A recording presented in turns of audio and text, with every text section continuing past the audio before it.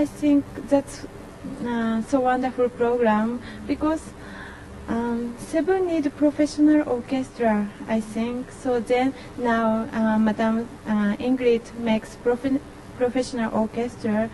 So and then Cebu's people can appreciate music, orchestra.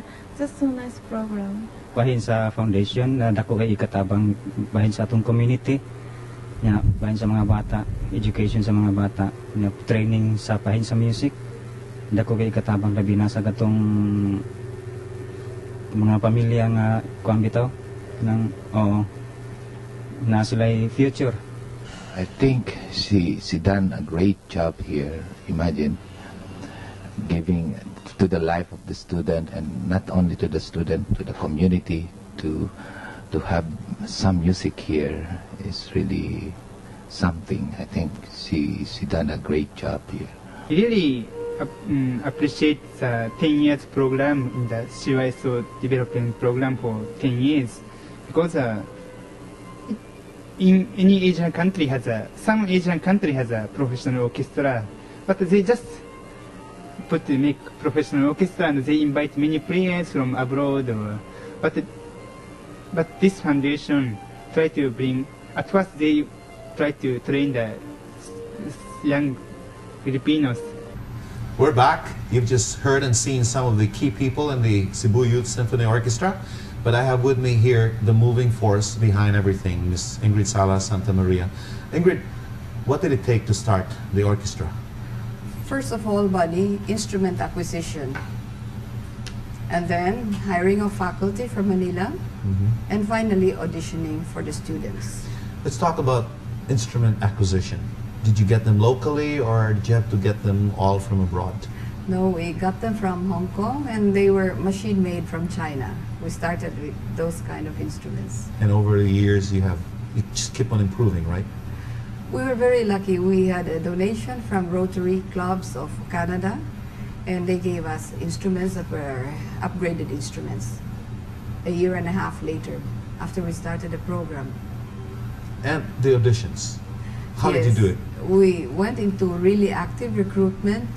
We visited choirs, rondallas, drum and bugle corps, music classes, and we chose the best that we could find based on native talent, and we also tried to interview personalities to see if they had what it took to be a serious musician. Did you have a personal hand in the selection of each Together member? with the faculty, yes. So you actually got the best in the whole of Cebu? I think so. What's next for the Cebu Youth Symphony Orchestra? I know you have a target of having a Cebu Philharmonic Orchestra by the year 2000. Are we going to make it? We started with a 10-year development plan, and we are proceeding according to that plan. We gave our first violin lessons in the year 92, our first wind lessons in 93, and by October 95, we launched the group as the Cebu Youth Symphony Orchestra. And with that, we launched the first season. And as I mentioned earlier, we are now into our 4th concert season and well into the getting ready for the year 2000. It's been a tough and long journey, I'm sure. How did that make you feel? You know, what you've done and accomplished all these years? Somehow every challenge presents more opportunities. So it has been very rewarding. What are the opportunities for the Cebu Youth Symphony Orchestra over the next few years for us? Basically, the primary purpose is to have a performing orchestra, and then we would like them to become teachers also so that the tradition will continue. And then there will be other phases like recording and other opportunities. Will the concert seasons continue? You had, as you mentioned, you're finishing your 4th concert season this year and you're moving on your 5th. What concerts did you perform this year? We had the Spanish-Philippine concert in October with guest conductor Ambassador Delfin Colome, and recently we had the Christmas concert with guest conductor Eugene Castillo, Filipino-American conductor, and the next one in February will be with our resident conductor Rodel Flores. But earlier in the year, June, we had centennial concerts at the waterfront, and these were attended by over 5,000 people. We had two of them, and we had our resident conductor, Rodel Flores, as well as guest conductor, Dr. Feliciano, who also conducted his works. This type of music, how is the Cebuano community responding? Is the Cebuano community mature enough to appreciate this type of music now? I think from what I have seen, yes, they're responding with much fervor and enthusiasm.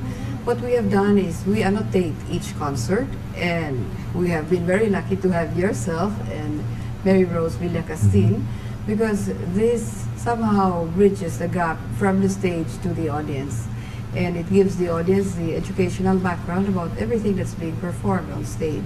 The annotation part is not practiced in the well-educated, reach a certain level type of audience in many parts of the world, is it?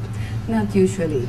But since we had to start from scratch, we thought that this was the thing to do in order to educate the audience as well. This was a learning process for everyone, for the orchestra, for us, and for the audience as well. And I can say that the learning has evolved progressively. What are your frustrations None. in this project? Nothing at all? Nothing at all.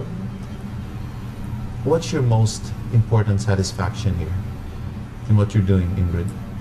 Most important is that we have developed our own human resources, and we have given at least 100 young talents total fruition of their native talent, and we have given them a chance to share this with others. This is amazing. On this note, we'd like to take a break. When we come back, we'll be talking with Ingrid how you can help and be a part of creating Cebu's soul, the Cebu Youth Symphony Orchestra. Stay with us on One and One.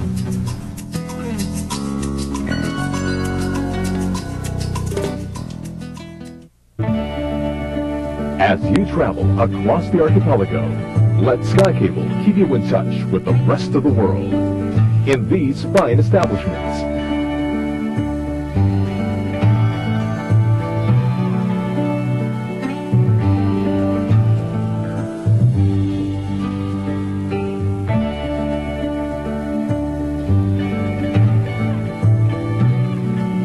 Enjoy Philippines. Enjoy Sky Cable, the biggest show on air.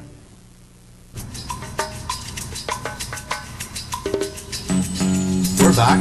We'd like to invite you to watch an excerpt of the most recent concert of the Cebu Youth Symphony Orchestra about 2 weeks ago at SM City, Young People's Christmas Concert.